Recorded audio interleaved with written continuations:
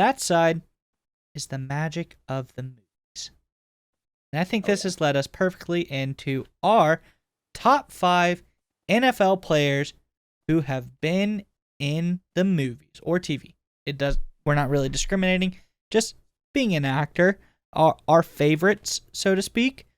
Nick, and I always am the one who's to start this segment, but I'd like to switch it up. I'd like to give you the start on this one. Awesome. Thanks. I'll get us right going into it. Number 5 for me is Ed O'Neill. This was the guy who was Little Giants. He was married with children. He was the dad. He was also the grandfather in one of my favorite shows, Modern Family. He actually kicked around a little bit in pro ball. Didn't play very long before he became an actor. I always thought he was pretty funny. Just a grumpy old guy. Kind of reminds me of just classic, guy who grew up in the 60s and 70s. Funny guy, entertaining as heck. Always liked him. Number 4 for me is Dick Butkus. He did a lot of acting roles and a lot of cameos and stuff like that. His role was My Two Dads, was a sitcom. Look, that was before my time, but I had everybody under the sun tell me Dick Butkus was the coolest celebrity guy in the world back then. It's kind of weird to think how a middle linebacker with a thick mustache and not really that fast or athletic, just kind of a bruiser is the biggest celebrity. But then again, that kind of makes me think how football was played in the 50s and 60s too. So I guess it fits. So I'm going with Dick Butkus at number 4. Number 3 is a guy near and dear to my heart, and that's Michael Irvin for his appearance in The Longest Yard. Look, Michael Irvin kind of retired, or he did retire before I became a huge fan getting into the game. He retired in the late 90s. Obviously was a Hall of Famer with Dallas, but I love watching The Longest Yard and watching him absolutely just run all through and all around the guards in that movie, making all these amazing catches. I'm pretty sure that's exactly what it was like in the NFL when he played. So I'm just going to stick with that, and I'm going to go Michael Irvin at number 3. Number 2 for me is Jim Brown. Jim Brown was the original greatest of all time. He still might be. Tom Brady is giving him a little challenge right now. Running back for Cleveland and the Cleveland Browns in the 50s and 60s. Legitimate first time all-rate, all-world superstar. Left the NFL early in his prime to become an actor. Made a lot of successful movies in his career. My favorite one is Any Given Sunday. It was late 90s movie with Oliver Stone, Al Pacino, Jamie Foxx. Jim Brown was in it as Pacino was the head coach. Jim Brown was the defensive coordinator. The thing I love so much about Jim Brown in that movie was his actor name, the role he played. The guy's name was Montezuma Monroe. I have no earthly idea what Hollywood writer thought that actually made sense, but people who made a lot of money made that decision. I kind of like it. I'm sticking with it. I'm going Jim Brown at number 2. And number 1 for me is Carl Weathers, best known as the Master of Disaster, the King of Sting, the undisputed heavyweight champion of the world, until Rocky, the Italian stallion Balboa, controversially defeated him at the end of Rocky 2.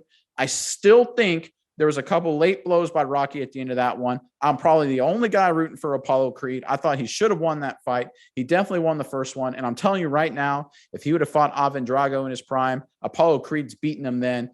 Drago got him late. That's the only reason he beat him. But I'm going Carl Weathers, number 1, the guy who played Apollo Creed.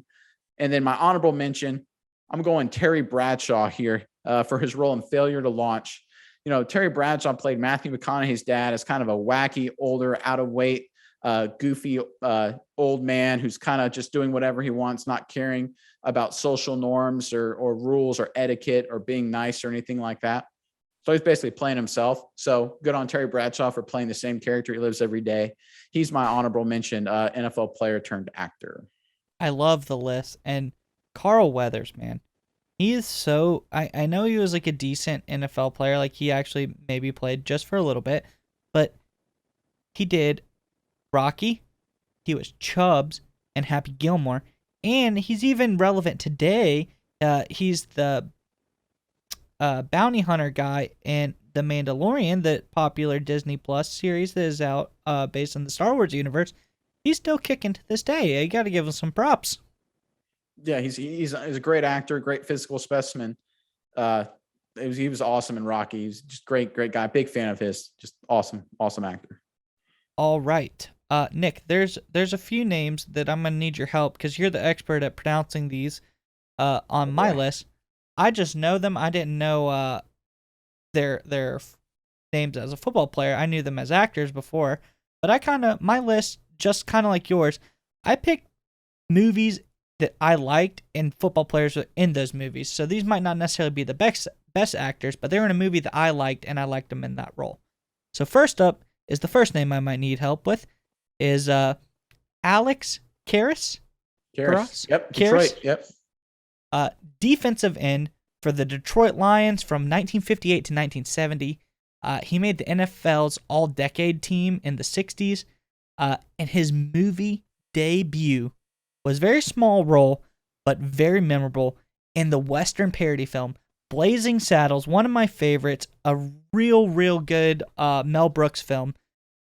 He plays the dumb, strong, bad guy in the movie Mongo, and he rides into town on this huge horse and gets off of his horse. He's going into the bar, and I can't exactly remember what the reason is, but the iconic scene is he punches another horse in the face and knocks it out, and just like one punch, and then walks into the bar. A pretty iconic scene, a very funny movie, which he played a funny part in. But nonetheless, Alex Karras is my number 5 spot. Number 4 spot, I got this one. This one's easy, and we have another tie-in here. You go Michael Irving, I go Bob Sapp. Longest yard. Offensive lineman for Chicago Bears and Minnesota Vikings. Only played for a year. Not very good. 97-98. His main accomplishment, though, come from his time being a professional kickboxer and MMA fighter, primarily in the Pride League over in Japan, and he was a force. This guy is an actual silverback gorilla of a man. He would rip people apart, and the way that he could use his legs and kick and do things in the fights that he did was absolutely incredible. But playing Switkowski as an offensive line and the longest yard, he had some of the most memorable lines in that movie. The, "Oh, you broke my nose," or "Do I look like a young Michael?" Like, he had some of the funniest lines. He was a funny character, and he really just, he made a lasting impression on me in those movies. My number 3 is Mike Ditka. Probably the best football player and coach, nonetheless, on my list. Legendary coach, legendary player, won Super Bowls as both. Probably some argue the greatest tight end as all time. He goes into the Hall of Fame in 88. I believe, correct me if I'm wrong, he was the first ever tight end to make it into the Hall of Fame.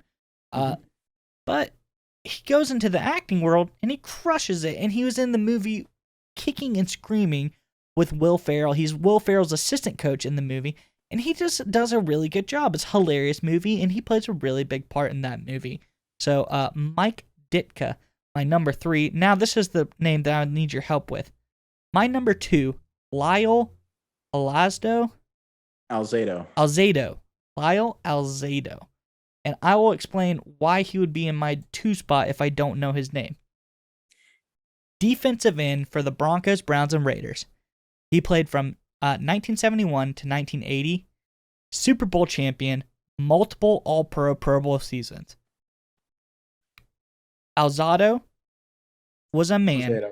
Alzado was a man who ESPN labeled as violent, combative player known for a short temper, and that is proven when a rule was created because Alzado threw his helmet at another player in the game. So they now have said that you cannot use your helmet as a weapon in the game, as we saw in last year, the Myles Garrett Mason Rudolph incident. That's the first time I ever really saw it again. But he then pursued a career in acting, being the physical specimen, angry guy, tough guy that he was. And he was in a movie that's near and dear to me in my childhood, the Ernest series. Ernest Goes to Camp. He's a bully construction worker in that movie. My dad loved the Ernest movies. Ernest Goes to Jail, Ernest Goes to Camp, all those movies. And I watched it multiple times as a kid. It just had a lasting impression on me. I remember it fondly when I think of it. I don't think they were actually really very good movies, but for me, there's a special place in my heart. So Lyle Alzado is my number 2 spot. Now, movies that were good and had a lasting impression on me. My number 1 spot, Bubba Smith.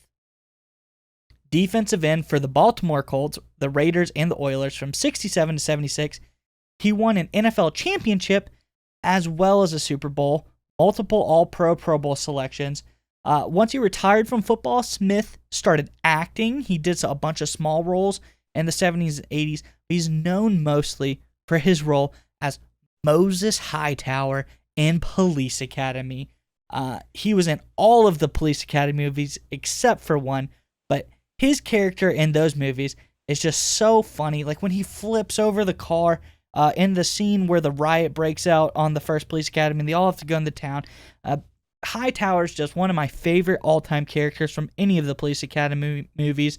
He's a great actor in all of those, and God, he was just a great football player too. On my list, I've noticed most of these guys are defensive ends that are the players that I recognize. But in my honorable mention spot, like you said, that people told you that Dick Butkus was a star and he was the coolest guy, and a little bit before your time. This guy is much before both of our times. But on the TV show that I work on, my good friend Deacon Dawson, some people know him, Freaking Deacon, Sweet Daddy, America's Ace of the Airways, old school radio host, told me, Andrew, you gotta put this guy on your list. So, Deacon, I put him on the list. Woody Strode. That is my honorable mention pick. He was an offensive end or tight end, as sometimes we know it. Also played a little bit of running back. Strode played for the Hollywood Bears, the LA Rams, and even I added this on there, he ended his career with the Canadian football Calgary Stampeders. A crazy time back then. He played from 1940 to 1949. He did win a Grey Cup with the Calgary Stampeders, so congrats to him. But Strode's first big movie that I really remember him from was Spartacus. He played an Ethiopian gladiator called Draba, and his role in the movie is he fights Spartacus in like the big gladiator fight in the movie. And Spartacus is played by Kirk Douglas, and they're supposed to fight to the death. And Draba wins the fight, but instead of killing Spartacus, he turns on the Roman military commanders up in the box that who paid for all these fights to happen, and goes and like charges at them. And once he charges them, he gets killed eventually. And this sparks like the whole movie. The Gladiator Rebellion is over his death. And he's also in a ton of other movies all throughout the late 80s, early 90s. He had like a revival of his career then. But big actor, good football player, absolute legend of the cinema. So that is why I have him on my list in my honorable mention spot. And that's my list. That's what I got. That's pretty good. I just wanted to let you know, the moment you referenced Blazing Saddles, my phone blew up from the FCC just saying, "Don't you do it? Don't you quote that movie? We'll flag you and censor you so much." I mean, it was unbelievable. They must be watching us or something, because any reference to Blazing Saddles, which is an absolutely hilarious movie, would not be made again today with the way the world is today. Yeah, you but it's can't just an say awesome some movie. of the stuff that was said in the movie, but at the time, I don't think you can say anything that was said in the movie. I mean, could you pick one line of dialogue and and say it today? I kind of doubt it. And I didn't. That's why I just said he punched a horse. So, yeah, no, but it's a great Western parody. It is a parody. None of those things are like to be taken seriously, but hey.